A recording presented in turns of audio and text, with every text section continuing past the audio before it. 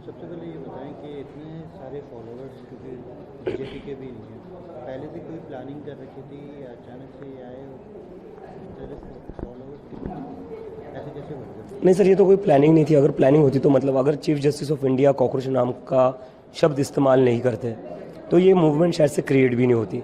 तो अगर आप कहते हैं कि प्लानिंग हो सकती थी तो ऐसा तो नहीं कि मैंने चीफ जस्टिस ऑफ इंडिया को जाकर बोला कि आप कॉकरोच नाम का शब्द इस्तेमाल करिए, ऐसा कुछ था नहीं।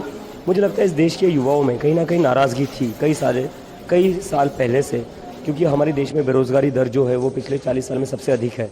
और देखा है हमने कि कैसे पिछले कई सालों से इस देश में ऐसी एक भी सरकारी परीक्षा नहीं बची हुई है जहाँ पर पेपर लीक नहीं हो रहा है, और जहाँ पर पेपर हो भी जाता है तो रिजल्ट आने में 1-2 साल लग जाते हैं। तब तक इस देश का युवा करेगा क्या?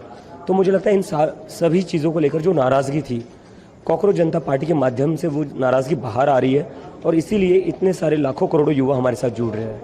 अमेरिका में बैठ के प्लानिंग करी या हिंदुस्तान में? नहीं सर, मैं तो जॉब्स के लिए अप्लाई करा था, कोई प्लानिंग तो थी नहीं। मैंने तो खाली एक तंज किया था कि क्या हो अगर इस देश के सारे कॉकरोच एक साथ आ जाए, क्योंकि हमारे जो चीफ जस्टिस ऑफ इंडिया है उन्होंने कहा था कि जो लोग बेरोज़गार है, जो लोग आलसी है और जो लोग बस सिस्टम को क्रिटिसाइज़ करते हैं वो लोग कॉकरोच और पैरासाइट जैसे हैं। तो मैंने तो बस तंज कसा था कि क्या हो अगर इस देश के सारे कॉकरोचेस एक साथ आ जाए जो आलसी है, बेरोज़गार है। तो मुझे लगता है कहीं ना कहीं इस देश के युवाओं को वो तंज पसंद आया और उसकी वजह से वो लोग एक साथ जुड़े। इसमें कोई भी किसी भी तरह की प्लानिंग नहीं थी, क्योंकि मैं तो जॉब्स के लिए अप्लाई कर रहा था और मेरा तो वही था कि मैं अमेरिका में कोई जॉब कर लूँगा और मैं वहाँ पर सेटल हो जाऊँगा। ठीक है, उसमें मोटिव नहीं था कोई, लेकिन अब क्या मोटिव रहेगा आगे, क्योंकि बहुत सारे लोग जुड़ चुके हैं? अब तो सर मोटिव और जिम्मेदारी दोनों यही है कि इस देश का सिस्टम सुधारना है, और इस देश के सिस्टम को सुधारे बिना हम लोग पीछे नहीं हटेंगे। अभी फिलहाल मतलब एक आरोप ये लगता है कि कहीं ना कहीं पर्दे के पीछे केजरीवाल हैं या फिर सपोर्ट है, उसको लेकर क्या? ऐसा कुछ भी नहीं है। मैंने ये बार बार कहा है कि चाहे कोई भी पार्टी हो, कि कोई भी पार्टी कॉकरोच जनता पार्टी से एसोसिएटेड नहीं रहेगी, क्योंकि ये जो हमारा कॉकरोच जनता पार्टी का प्लेटफॉर्म है, हमसे वो लोग जुड़े हुए हैं जो सारी पॉलिटिकल पार्टी से परेशान हो चुके हैं। बस सरकार से ही नहीं, सारी पॉलिटिकल पार्टी से परेशान हो चुके हैं, क्योंकि आप लोग इन युवाओं से बात करने के कोई तैयार नहीं थे। आप लोग इनकी जो समस्या उन पर बात करने के लिए तैयार नहीं थे। तो आपकी नाराज़गी थी, इनकी आपसे नाराज़गी थी, इसीलिए ये इन लोगों ने अपना अलग से प्लेटफॉर्म बनाया है, और इस प्लेटफॉर्म में किसी भी राजनीतिक पार्टी को हम इन्वॉल्व नहीं करेंगे। हाँ, जहाँ पर हम जो मुद्दे उठा रहे हैं, जहाँ हम चाहते हैं कि NEET, CBSE, CUET, SSC, GD में जिन स्टूडेंट्स के साथ 1 करोड़ से ज़्यादा स्टूडेंट्स के साथ अन्याय हुआ है, उन स्टूडेंट्स को इंसाफ मिले, अगर इस डिमांड को आप सपोर्ट करते हो तो आप हमें ओपन सपोर्ट दे सकते हो। लेकिन when it comes to the functioning of the Cockroach Janta Party, किसी भी पॉलिटिकल पार्टी का इसमें इन्वॉल्वमेंट ना है, ना रहेगा, ना होगा। पॉलिटिकल पार्टी के साथ है जो आपका चल रहा है, तो कहीं ना कहीं उसको सपोर्ट करते हैं?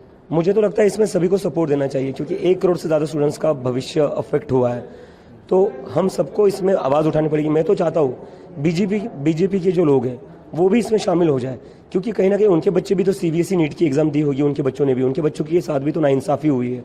तो जिन जिन लोगों को लगता है कि हाँ स्टूडेंट्स के साथ गलत हुआ है, हाँ स्टूडेंट्स को इंसाफ मिलना चाहिए, तो उन्हीं सभी लोगों को आगे आना पड़ेगा और आवाज़ उठानी पड़ेगी। तो आप लोग क्या धरना प्रदर्शन विरोध तक चुनाव सर, चुनाव मुद्दा नहीं है। चुनाव अभी इस देश के 1 करोड़ स्टूडेंट्स हैं जिनके साथ नाइंसाफ़ी हुई है, 6 बच्चों ने सुसाइड करी है, उनके परिवारों को इंसाफ दिलाना है, उनके परिवार को न्याय दिलाना है, और कहीं ना कहीं इस देश में अकाउंटेबिलिटी फिक्स करनी है।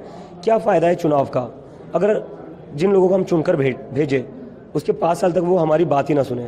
क्या फ़ायदा है ऐसे चुनाव का कि मंत्री गलतियों पर गलतियाँ करे, और जब उससे कोई सवाल पूछा जाए, जब उसको बोला जाए कि इस्तीफा दे दो, आपकी वजह से बच्चे सुसाइड कर रहे हैं, फिर भी वो मंत्री अपनी कुर्सी से चिपका हुआ है। तो ऐसे चुनाव का तो कोई मतलब ही नहीं है। पहले अकाउंटेबिलिटी फिक्स करनी पड़ेगी। चुनाव और डेमोक्रेसी अकाउंटेबिलिटी से चलते हैं। अगर अकाउंटेबिलिटी नहीं है तो डेमोक्रेसी का क्या मतलब रहा? फिर भी अभी राहुल गांधी से या फिर ममता जी से या फिर बहुत सारे नेता, महात्मा गांधी, डॉक्टर अंबेडकर, पंडित जवाहरलाल नेहरू, भगत सिंह, सुभाष चंद्र बोस, इन लोगों से मैं प्रभावित हूँ। फिलहाल आप किस चीज़ की मांग करें, क्योंकि दिल्ली में आप प्रदर्शन करके आए हैं, आज जयपुर में हैं? धर्मेंद्र प्रधान जी का इस्तीफा हमारी वो एक मांग है। हमारी वो मांग के बाद ही हम अपेक्षा कर सकते हैं कि इस देश के एजुकेशन सिस्टम को सुधारा जा सकता है। अगर जिस देश में इतनी गलतियों के बाद भी मंत्री अपनी गलती स्वीकार करने को तैयार नहीं है, तो हम कैसे मान लें कि ये लोग सिस्टम सुधार सकते हैं?